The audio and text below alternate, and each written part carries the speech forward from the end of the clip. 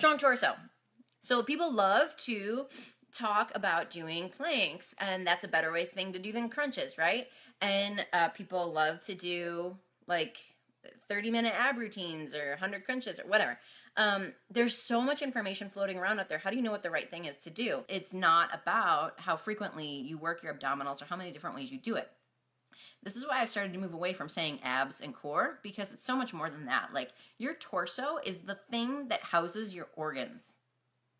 It's like vitally important and so much more worthy of honor than just calling this region down here abs. Like, what? Are you kidding me? This thing houses your stuff that keeps you alive, other than your brain. So it's vitally important, and it's hugely special. And just reducing it to like, oh, I do planks because that works my TVA. Screw crunches because that only works your rectus abdominis. Like, reducing it to that is silly and like not the viewpoint I choose to take for my body, and one that I hope you could appreciate and take on with yours too. So when you're thinking about training your torso or your body, period, think about this. Close all the exit doors, which is not something you would want to do if you were trying to keep people safe in like a building. But nonetheless, in your own body, close all the exit doors. So when you're doing a yoga class, or when you're weightlifting, or when you're doing some of the drills I teach you, or where you're in your Unbreakable Body programming, wherever, you're going to notice and find that there are ways that your body would like to shift and move and dump energy to give you an easier path to success, in quotes. Success, though, means recruiting all the muscle fibers that you want to use and use them to develop strength and stability in the area, and also execute the movement that you're doing correctly. Your body, though, loves you so much, and it just wants to find an easier path for you. It wants to find the path of least resistance. Your job as the conscious individual in this conscious controlled environment of your training world is to disallow that and to go, oh, I'm noticing that I want to shift my rib cage over to the side. Okay, exit door, close it. I'm noticing that I want to drop my head forward. Ooh, exit door, close it, bring the head back and in. I'm noticing that I want to get away from the cramp that is starting to happen in my oblique by twisting just a little bit. Exit door, close it. And if you can do that and close off all of the exit doors that you're noticing your body wants to go to, all of a sudden you start generating an immense amount of stability and strength in your torso as you're doing whatever activity. And this is for real. This is true of yoga, because I've had friends say it to me that they do this now too, now that I've been teaching this stuff. And as I'm taking more yoga, because that's something I'm doing now, I'm finding like I could be in this pose in this one particular way and hold it just fine. Or I could shift back just a little bit, and then all of a sudden, so many more muscles are like flexing and tensing and wanting to cramp up, and makes it immensely harder. And it's not because you're trying to make it harder to be a badass. You're trying to make it harder so that your body becomes better at handling significant stability, load, and force, whether it's generating force or receiving it. So you want to do that during your conscious controlled time, because in the unconscious uncontrolled world, when someone is like a child is going to run and jump on your shoulders because you're just seeing them for the first time at the summer barbecue, or your dog starts to run away and you got to catch it, or just whatever, the random stuff that happens in your world, you have to be ready to respond immediately. Exit doors close instantly so that you respond without going, I just twinged my low back, right? So close the exit doors, all right? So the next time you're training, start looking for where the exit doors are and just start closing them one by one by one, and notice how your workout changes.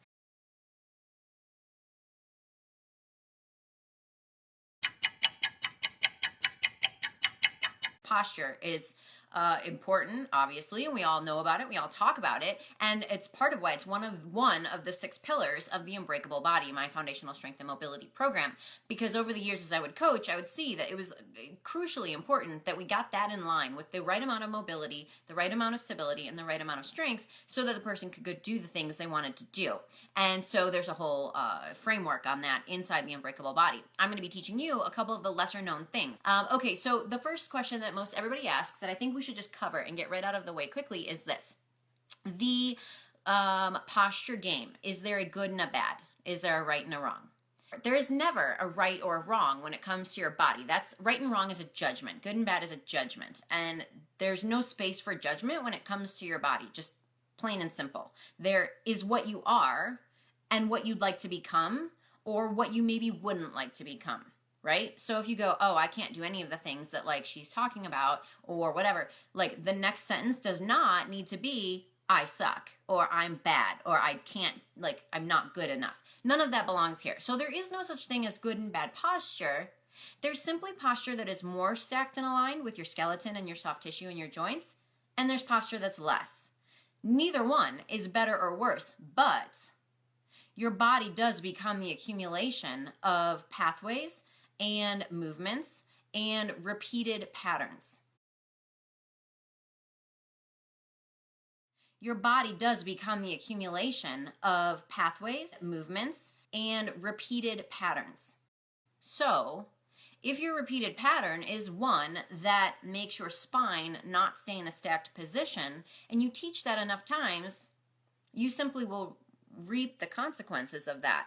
There is no good or bad, only consequences. And some of the consequences of rounding your shoulders all day and pulling your head forward or leaning your head to the side or leaning on your armrest in the middle of your car, all of these like common things that we do, the consequence that comes with that might be pain, discomfort, uneasiness, weakness, lack of mobility, etc., etc., etc. So you could choose that though, if that's like what you want to have. What I'm saying though is those things aren't wrong, but simply like surround them with a bunch of other postures and positions that do support being stacked and aligned, right? That do support really healthy joint range of motion. Okay, so let's get right into those. Okay, so let's start first with what like strong posture, stacked posture looks like. Hi, here are my drawings. If you've never seen these, prepare to be mind blown. Or not. Okay, so hi, here's our little dude. We got to name this guy because I'm going to be using him again in the future. All right, so this little dude is showing kind of stacked and aligned posture. All right, so if we drew a plumb line from his ear down through the center of his shoulder, through the iliac crest, which is kind of that pointy bit on the side of your hip that you can feel it if you put your hands on your hips, and then the center of the knee, and then the malleolus down at the ankle, it should draw a straight perpendicular line to the floor, right? Okay. I want to introduce you to your SCM, your sternocleidomastoid.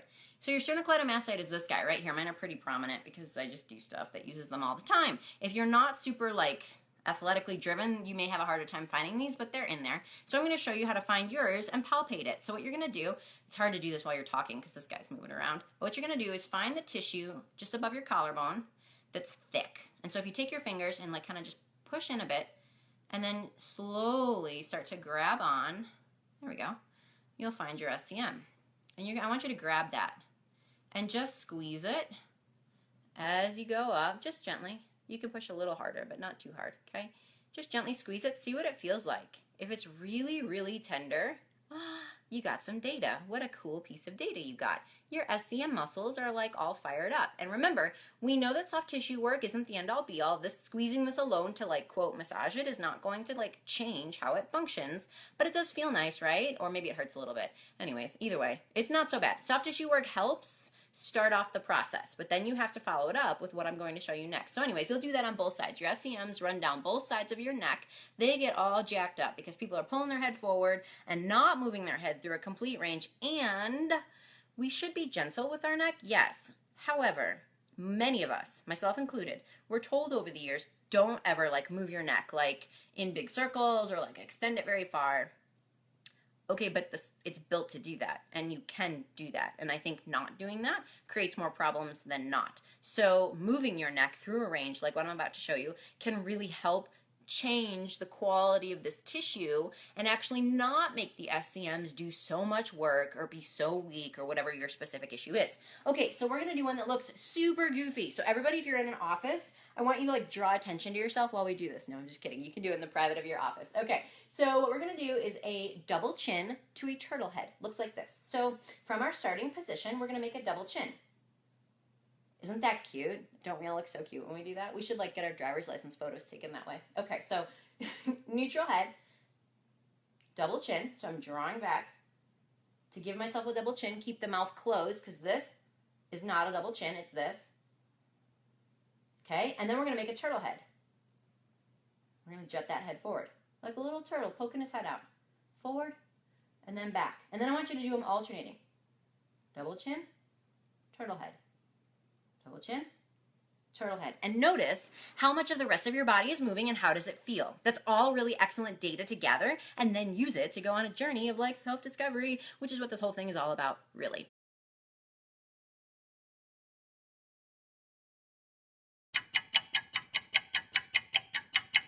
All right, let's dig in. So first, why is shoulders down and back not the greatest cue in the world? Well, it means well. How many of us had mothers who were like, shoulders down and back, stand up straight? A bunch, right? Most of us had a mom like that or a teacher like that, or we were dancers or something where we really tried to strive to have this tall, stacked posture by squeezing our shoulders down and back. Okay, here's why that's not the greatest thing in the world. Number one, you may not even know how to retract your shoulder blades. So that's when the shoulder blades come closer towards the spine. You may not even know how to do that without also extending your spine. And what that is, so that means like when we extend, think of like a back bend, like if you put your arms over your head, we do that subtly when we're retracting our shoulder blades, when we don't understand how to articulate independently from the shoulder to the spine and use one and not the other, or the other one and not the other one. And when you do that, you end up putting your spine in a slight amount of extension, which not only doesn't make your discs and your nerves and your vertebrae the most happiest ever, because then they don't get to be stacked themselves, but it also can serve to increase the amount of tension you carry in your mid-back. And how many people love getting their back massaged and how great that feels and how many knots it feels like you have back there. Some of that might have something to do with the fact that you're carrying low-level tension in that position all day long because you're trying to squeeze your shoulder blades closer to your spine or down and back, as it were. And that can create some issues. In addition, when we slightly extend our thoracic spine, so thoracic is like this stuff right here, when we do that, we also can shear our rib cage forward. And that looks like this, with the bottom of the rib cage pulled up and forward just slightly. That influences your ability to be stable in your torso, and it influences your ability to breathe. And so, what I'd like you to do instead is stop thinking of down and back as the way your shoulders should be, but more that your shoulders should be at ease in their position. That doesn't mean that having shoulders in front of you are like slightly rounded is a terrible thing. We're again just trying to find stacked and aligned posture that you can be at ease in. I would so much prefer that you had slightly rounded forward shoulders, but you were relaxed in that posture than doing like this all day long. So going from maybe like here to like, and then squeezing that and trying to keep that back even at a low level. I would so much prefer you could relax into it instead. So here's what you would do instead of shoulders down and back. Lift your shoulders up into your ears, slowly round them around the backside, and then when they get to the back of like the top of a circle, just let them drop.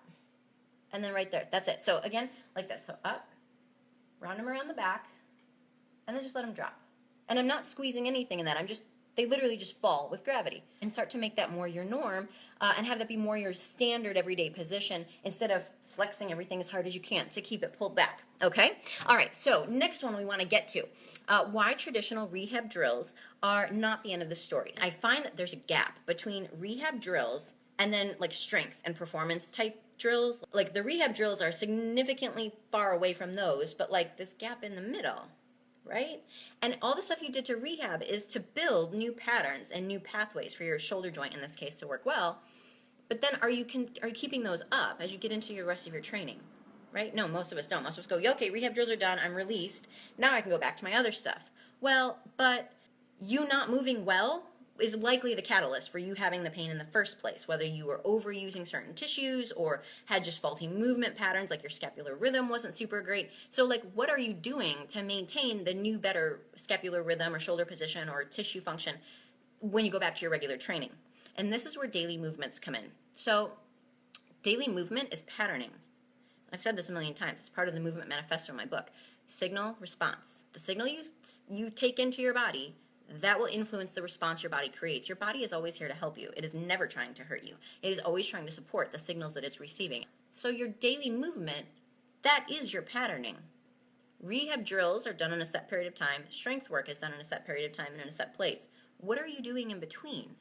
So I think the daily movements can pick up where that leaves off. The rest of your day and the time in between those training intervals needs to have good signaling to your shoulders. Otherwise, why are you surprised that your shoulder starts hurting again? Like, right? So where rehab exercises can fit and strength work picks up after that to move you beyond your baseline, the stuff in the middle, in my opinion, needs to be daily movement and is one of the most important tools you can use to keep your shoulders or hips or ankles or knees or any other part of your body that you want to keep well healthy.